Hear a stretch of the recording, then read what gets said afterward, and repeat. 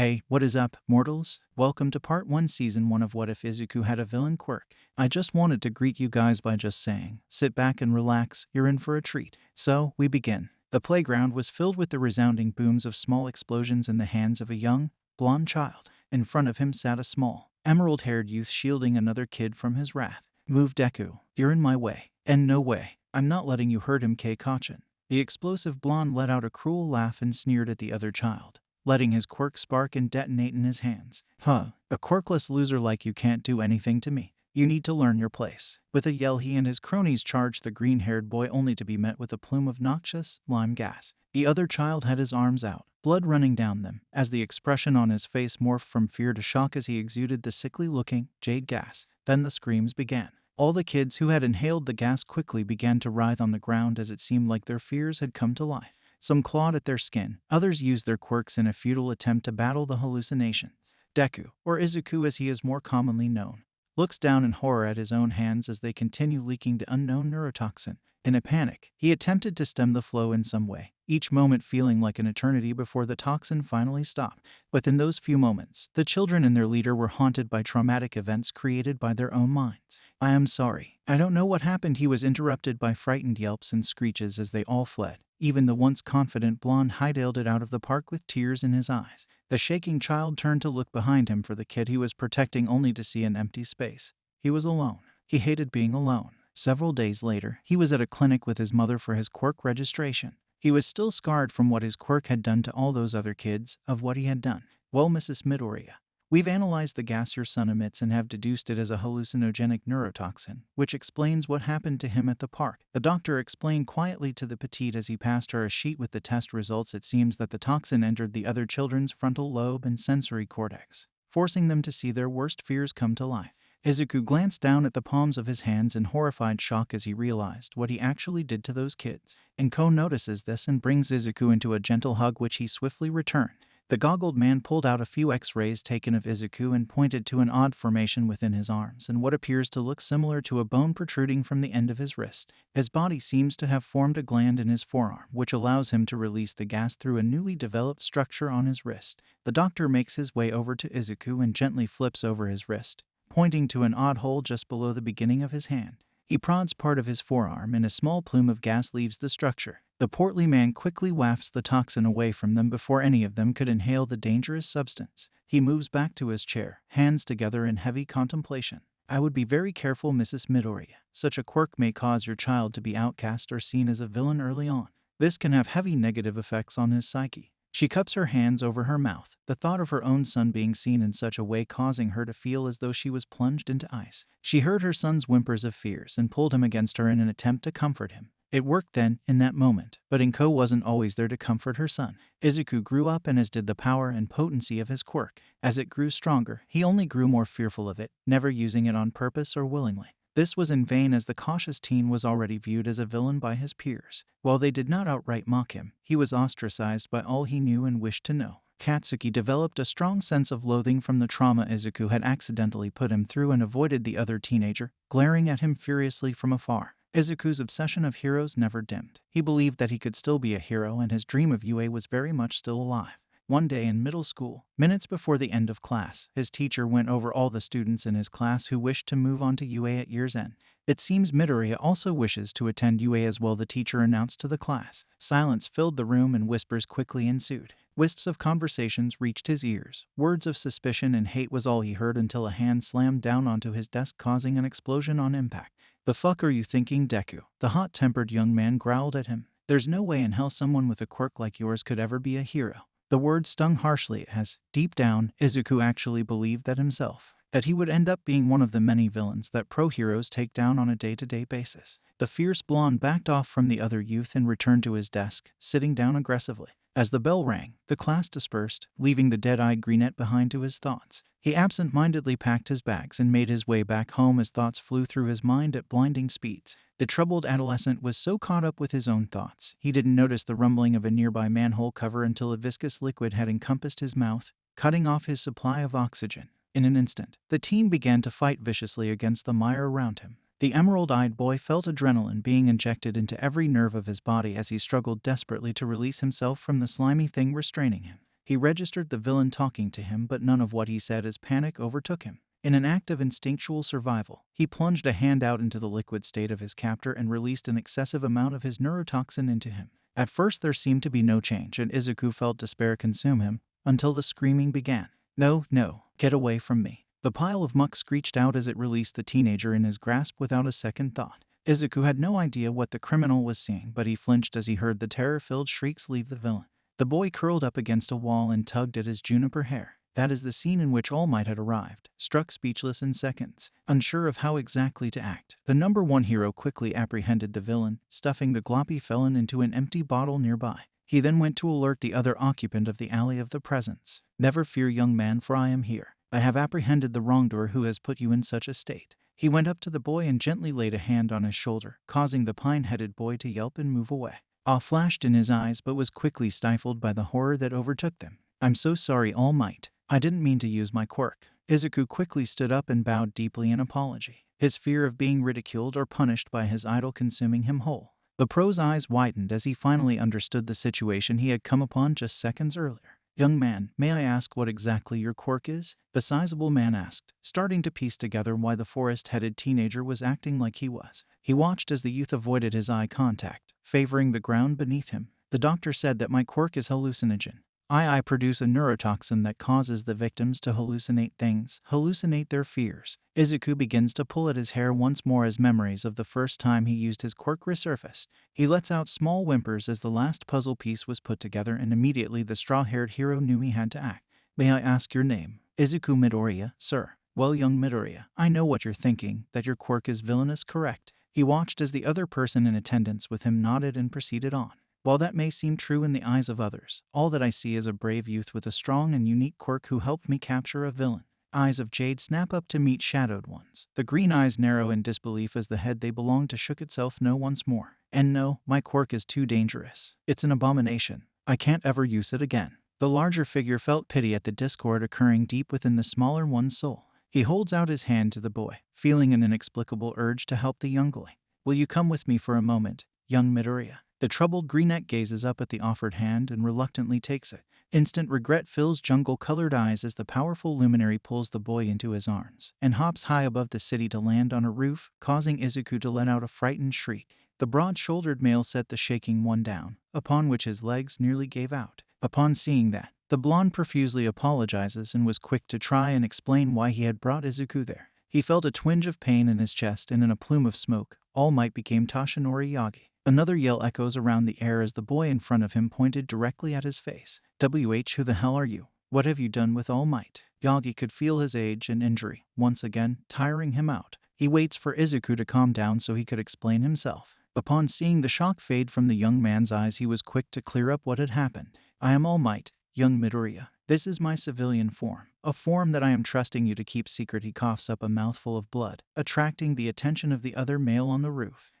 You're spewing out blood." The sickly skeleton was quick to stem the panic of the pale lad with a gesture to stop. After clearing his airways of blood and collecting himself, the frail man looks directly at the juniper-haired teen. He lifts up his shirt to reveal a wicked-looking wound, the skin twisted and mauled, leaving behind large and ugly scars. "During one of my battles, I was severely injured by a villain, causing my time as the All Might to shorten." He was cut off by an outburst of the second presence on the roof. "Are you talking about the fight between you and the toxic chainsaw?" The civilian hero blinked, both surprised by the outburst and amused at the youngster's knowledge of his fights. He shakes his head in answer to the question. "Although I am impressed by your knowledge of my battles, this one was unknown to the majority of everyone. I did my best to keep the entire battle between us under wraps. All you must know is that it was a powerful and dangerous villain." His eyes seem to glaze a bit, as if recalling events from his past, before they clear with a shake of his head.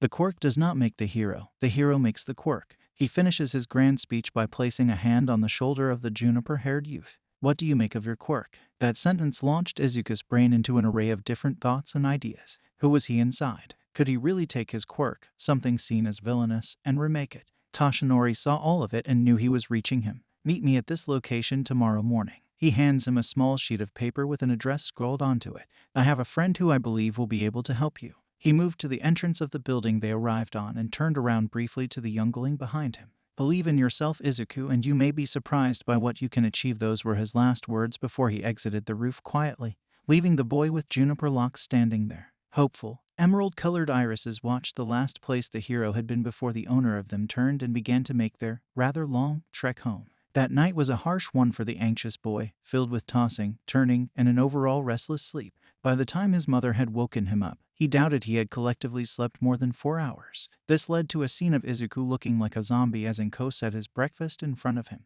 The drowsiness was quickly shaken off as he remembered that he was going to see All Might again today. He devoured his breakfast in seconds and took off out of the house, giving his mother a brief goodbye. Upon exiting his home, he took out the piece of paper he received. On it was written Takoba Municipal Beach Park. The youth had only heard of it once before and began muttering to himself about why the #1 hero would want to meet him there. He continues letting his rampant thought dominate his mind until he finally arrives. He makes his way onto the beach, pulling a face of disgust at the dump around him. "Ah, young Midoriya, I see you've made it just in time." He turned to see the skeletal figure he had discovered earlier to be the civilian form of the top hero. He opens his arms in a friendly way as he gestures to the beach around him. "I understand that this may not seem the most opportune time and place to meet, but it's the best place to ensure me and my friend aren't caught by the media." A voice echoes from behind a pile as a tall, well-shaped woman with midnight blue hair stepped out from a pile of trash. "Awa, how sweet, Yagi. You see me as a friend." In an instant, the youngest person there recognizes the woman as the pro-hero Midnight. A hero with a gas-type emitter quirk like his known as Somnambulist. "Why, you're Midnight, the R-rated hero." The lively boy quickly pointed at the smirking woman. The smirk morphs into a cheerful smile as she salutes to her fellow emitter quirk owner. She looks the boy up and down, sizing him up. "So this is the kid you were talking about, huh? The one with the cool quirk." Nimiri circles the fanboy, analyzing him, taking note of his skinny figure, pale skin, and quirk mutation. She finishes her analysis and nods before standing straight up in front of Izuku. "Here's the deal, kid. Blondie over there talked it over with me and I'll be training you to better use your quirk." Deku's jaw drops to the floor as his eyes bulge out his skull. The thought of being taught by an actual pro-hero seemed more like a dream rather than an actual event he'd be involved in. He immediately bows deeply to the woman in front of him. I would be honored to be your pupil, Midnight Sensei." The gesture shocks the hero speechless before she laughs out loud. Izuku looks up in surprise as he watches her wipe tears of laughter from her eyes. "Damn, you must be one of the biggest hero fanboys ever to have such a reaction to a minor pro-hero like me."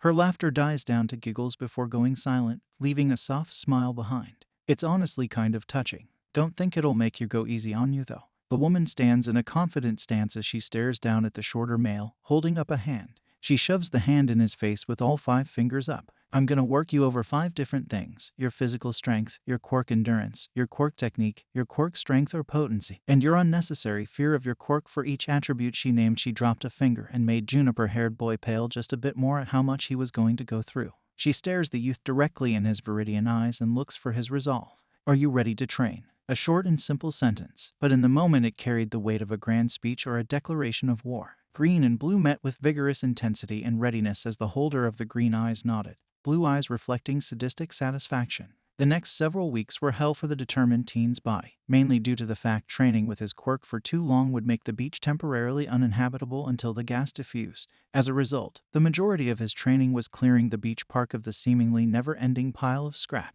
The training continued in such a way until Midnight eventually made a discovery involving Deku's quirk. She discovered that if both Midnight and Izuku's gas quirks came into contact with one another, they both seemed to dissipate immediately. This was thoroughly investigated by the two, and it was discovered that the chemical makeup of their quirks neutralized each other, opening up many paths for training. After that, the months passed by with quirk battles between the two, a competition of who could produce the most vapor between the two, with Midnight obviously winning all of them. The youth was subjected to producing as much of his toxin as possible to improve endurance while his teacher neutralized it before it could spread too far. This was good for Deku's fear of his quirk, but Midnight was quick to nip any dependencies of her quirk for him to use his own right in the bud. A smack to the back of Izuku's head caused him to wince and cradle the spot where the woman's hand impacted. The same hand hoisted the younger body a few inches into the air, bright blue eyes sparking with anger. "Now listen here, kid. I am here to help you get over your fear of your quirk, not to give you an unhealthy dependency on me," she growled out, her grip only tightening on his collar. "I'm not always going to be around to neutralize your quirk. What happens if I'm not around and you get attacked? Are you just going to sit there and take it, or are you going to fight?" Nimiri releases the boy and lets him drop onto the sand beneath him with a soft thump. All Might said he told you that the person makes the quirk right. Then take control of it. It is your quirk. That day was a small revelation to the small youngster and was a step in getting over his dread of using his quirk. From that moment his training was accelerated twofold, as he no longer felt quite as serious a need to hold back. It was in a 10th month of training with the R-rated hero, and the once skinny boy had built up a good bit of lithe muscle, perfect for someone with a quirk like his that focuses more on technique than brute strength. The teenager's quirk had improved by leaps and bounds in tandem with his body. He could now produce far larger amounts of his gas without break while also maintaining a decent potency, and had developed a technique that kept Midnight on her toes. Today, unknown to the oblivious youngling, was going to be a very unique day. When he arrived at Takoba, he found his trainer in her pro-hero outfit, rather than the normal training outfit that day, puzzling Izuku. Morning, Zuku. I hope you're ready for training. The hero's eyes seemed to gleam with a new light, instantly putting her student on guard. Because today is gonna be a really special training day for you. She stretches her arms before pulling a letter out from behind her back with a UA seal on it, drawing in the youth's attention immediately.